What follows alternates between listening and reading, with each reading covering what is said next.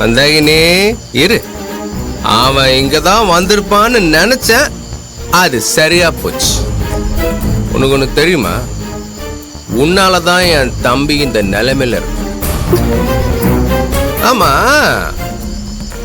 நாம நீ என் தம்பிய கல்யாணம் பண்ணிக்க முடியாதுன்னு சொல்லிட்டியா?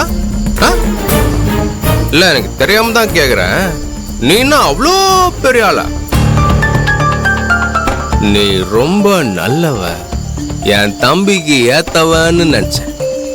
ஆனா நீ இவ்வளோ பெரிய துரோகியா இருப்பன்னு நான் நினைச்சு கூட பார்க்கல.